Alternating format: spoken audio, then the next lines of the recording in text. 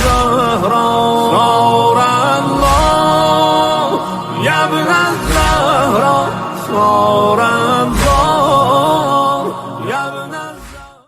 ہم کربلا کو، عزاداری کو اور امام حسین کے اس قیام کو اس طرح سے دیکھنا چاہتے ہیں کہ سید الشہداء نے اگر 27 رجب سے اپنے قیام کا آغاز کیا ہے، اپنے زمانے کے ظالم کی بیعت سے، انکار سے، ہم آج بھی اپنے زمانے کے امام کے منتظر ہیں. ہر سال ہمارے پاس محرم آتا ہے، عاشورہ آتا ہے. ہم امام حسین کے قیام سے ذرا سیکھنا چاہتے ہیں کہ ایک بہترین ناصر امام زمانہ، ایک منتظر امام زمانہ اپنے آپ کو کیسے تیار کرے کہ کربلا کے آئینے میں اپنی ذمہ داریوں کو دیکھے اور وہ ادائیں جو خود سید الشہداء نے کربلا کے اندر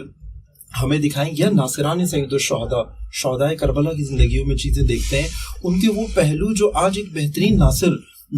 بننے کی طرف ہمیں لے کے جا سکے. ہم اگر شروع کریں 27 رجب سے ہی کہ ہم دیکھتے ہیں کہ زمانے کا امام یزید کی بیعت سے انکار کر رہا ہے، اور اس وقت فضا ایسی ہے کہ اس ظالم سے ہر کوئی ڈر رہا ہے، ہر کوئی، کسی کو جرت نہیں ہوتی اس کے سامنے کچھ کہنے کی، اس کے اعتراض کی، مزاحمت ایجاد کرنے کی. تو ہم اس آغاز کو کیسے دیکھ سکتے ہیں آج اپنے زمانے میں اپنی ذمہ داری کو سمجھنے کے لیے؟ اس کے لیے شاید اگر ہم خود اس بحث کو عنوان دینے سے پہلے اگر دیکھیں تو جو عزاداری سید الشہداء علیہ السلام ہے، وہ ایک امانت ہے جو بزرگوں کے ذریعے ہم تک پہنچی ہے. اور کسی نے کیا خوب کہا ہے کہ امانتوں میں نہ زنہار خرد برد کرو، ہمیں حسین نئی نسل کے سپرد کرو. اور ہمارے بزرگوں نے بہت اہتمام کے ساتھ ہمیں یہ عزاداری منتقل فرمائی اور اس کا لحاظ رکھا باقاعدہ کہ کم از کم جو ہمارے پاس وقت ظاہر ہے کم ہوتا ہے، نوراتیں ہوتی ہیں، لیکن بزرگوں نے ایک ترتیب برصغیر میں بالخصوص قائم کی کہ زیادہ سے زیادہ اور جو اجلا اور منفرد کردار ہیں کربلا کے، ان کا ذکر بصورت مصائب ہو سکے. جیسے عام طور پر رائج ہے کہ پہلی محرم کو مولا حسین علیہ السلام کا کربلا سے جو نکلنے کا جو سلسلہ ہے، مدینے سے مکے کی جانب سفر کا سلسلہ ہے، اس کے مصائب بیان کیے جاتے ہیں. تو وہ اگر ہم دیکھیں تو، اور ہم اگر اس کو ظاہر امام علیہ السلام کے ظہور سے اگر اس کو مربوط کرنا چاہیں تو بہترین میرے حساب سے موضوع ہو سکتا ہے کہ کربلا خیمہ ظہور، یعنی کربلا ہی سے وہ تجلیات، کربلا ہی سے وہ روشنائی، وہ نور ملے گی جو ہمارے لیے، جو منتظرین امام زمان اجل اللہ تعالیٰ فرجہ شریف ہیں، ان کے لیے ایک مشعل راہ ہے. ہر کرن کربلا خود ایک انقلاب ہے. یعنی اگر انقلاب اسلامی ایران کو دیکھیں تو وہ کربلا جو ایک سورج ہے، اس کی ایک شعاع انقلاب اسلامی ہے. ہاں بالکل، آپ نے اچھے پہلو کی طرف اشارہ کیا کہ مثلا ہم یہاں پر بھی ایک دیکھتے ہیں کہ اگر ان سے پوچھتے ہیں کہ آپ نے یہ انقلاب کیسے برپا کیا تو وہ کہتے ہیں ماں ہر چے داری میں سید الشہداء داری، یا وہ کہتے ہیں کہ ہم نے جو کچھ سیکھا ہے وہ محرم و سفر سے سیکھا ہے.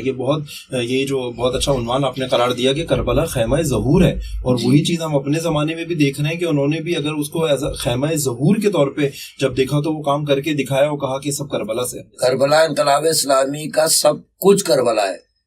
امام خمینی علیہ رحمہ سے لے کے رہبر معظم تک، رہبر معظم باقاعدہ اس رومال کی اپنے باقاعدہ حفاظت فرماتے ہیں جس میں امام حسین علیہ السلام کے سلسلے سے جو انہوں نے اشک بہائے ہیں ان کو محفوظ کرتے ہیں، اور باقاعدہ تاکید ہے کہ یہ میرے لیے ذخیرہ آخرت ہے،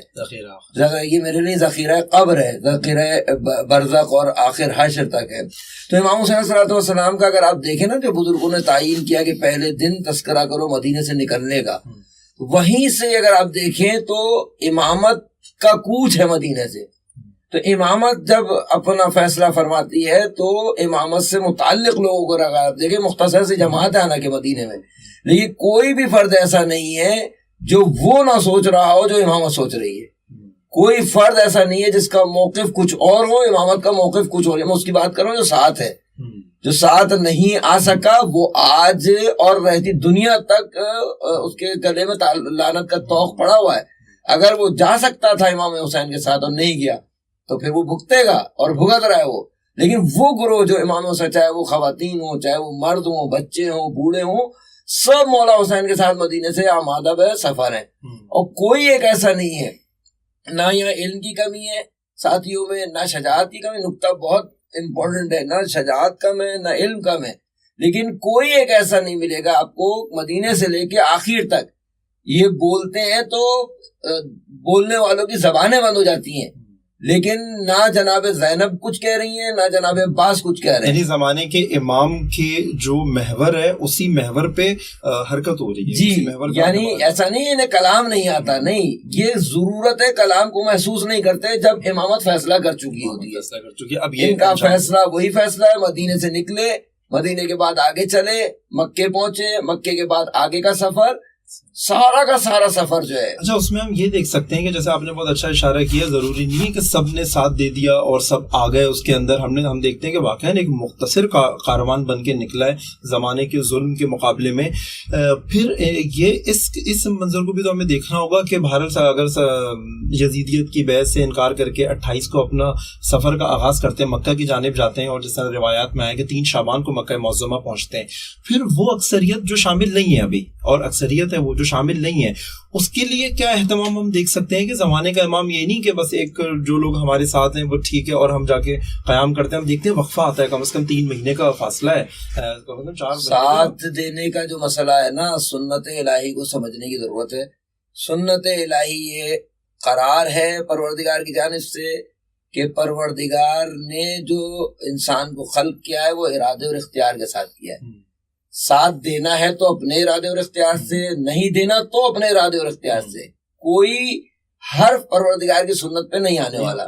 جس نے ساتھ دیا اس نے اپنے ارادے اور اختیار پر, اور قرآن کہتا ہے کہ پھر وہ باقی رہ گیا احسان تقویم پر. جس نے ساتھ نہیں دیا وہ اسفل سافلین کا شکار ہو گیا. ہنر یہ ہے انسان کا کہ امامت کا ساتھ دے مقام تسلیم تک, یعنی مقام تسلیم اور رضا جو ظاہر موضوع اور محکم اور مفصل موضوع ہے, یعنی اس طریقے سے ساتھ دے امامت کا کہ جب بحر امامت میں داخل ہو تو اس کی وجود اور اس کی حیثیت کچھ ہو, لیکن جب ابھرے تو مسلم بن کے ابھرے. نور الله يا ابن الزهراء, نور الله يا ابن الزهراء, نور